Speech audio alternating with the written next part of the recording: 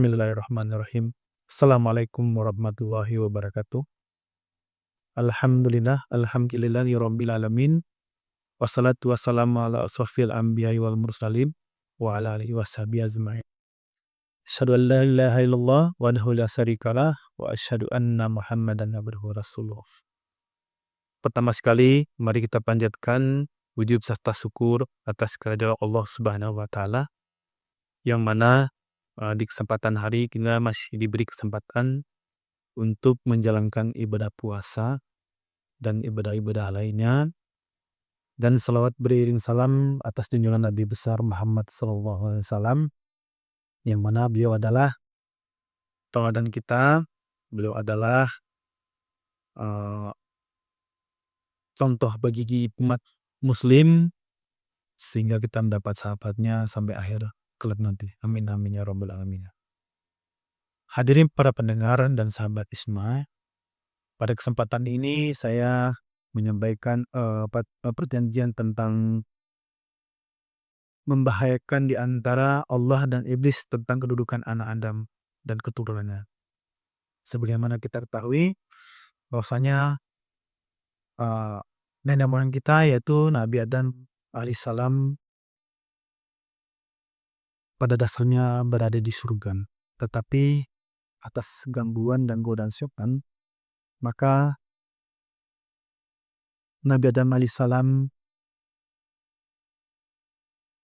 dihukum oleh Allah Subhanahu wa taala yaitu untuk meninggalkan surga. Seperti yang dikatakan pada firman Allah Subhanahu wa taala, "Fazallahuma syaitanu anha fa'akhrajahuma mimma kana fi", yang artinya maka kedua-dua Adam dan Hawa ditipu oleh iblis sehingga keluar dari surga, tempat yang kedua-duanya berada ketika itu.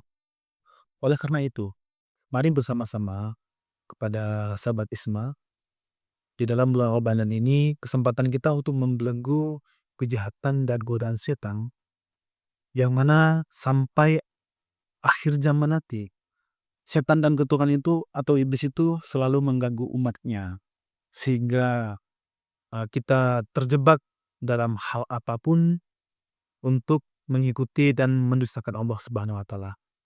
Ini adalah hal yang paling berbahaya sekali ketika kita terjebak oleh hasatan setan dan dengki setan untuk mengikuti hawa nafsu kita sehingga kita mengikuti ajakan dan bisikan setan untuk keluar dari jalan Allah Subhanahu wa taala. Sebagaimana juga orang-orang sebelum kita yang dulunya banyak beriman kepada Allah, tetapi dia tidak mampu menjaga keimanannya sehingga pada akhir hayatnya ia terbelenggu oleh tipu daya setan. Nauzubillah min dzalik. Apa yang dimaksud dengan surat tersebut, dalam ayat tersebut adalah iblis setelah diusir oleh Allah Subhanahu wa taala dari surga dalam keadaan hina dan tanpa ada penyesalan apapun, dia sampai akhir kebangkitan dipajangkan dan ditangguhkan umurnya Allah Subhanahu wa taala, yaitu tujuan untuk menggoda manusia. Sebagaimana juga dalam ayat Al-Quran mengatakan, "Qala rabbi fa'anzirni ila yaumi yub'atsun", yang artinya iblis memohon dari Allah dengan katanya, "Wahai Tuhanku, tangguhkanlah umurku sehingga sampai akhir zaman ataupun hari kebangkitan." Bagi kita sebagai manusia, iblis itu adalah musuh yang nyata tetapi tidak kelihatan bentuknya.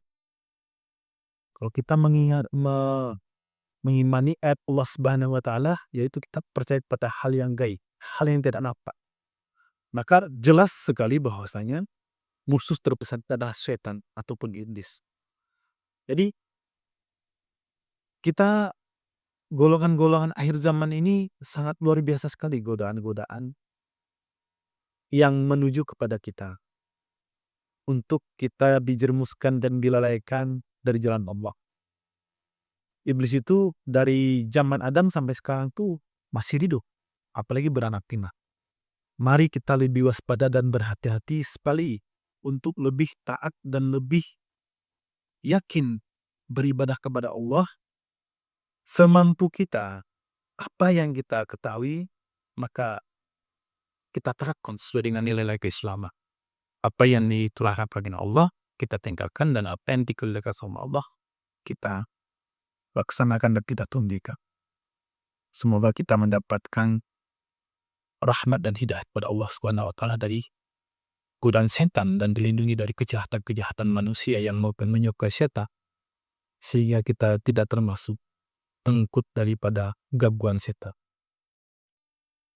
Beberapa ayat juga mengatakan, qala fa innaka minal mundarin ila yaumil waqtil ma'lum, yang artinya Allah berkata, sesungguhnya engkau adalah dari kalangan orang yang ditangguhkan umurnya atau tidak dimatikan hingga kepada waktu yang dimaklumkan ataupun sampai hari kiamat, yaitu surat Sa'ad ayat 80-81.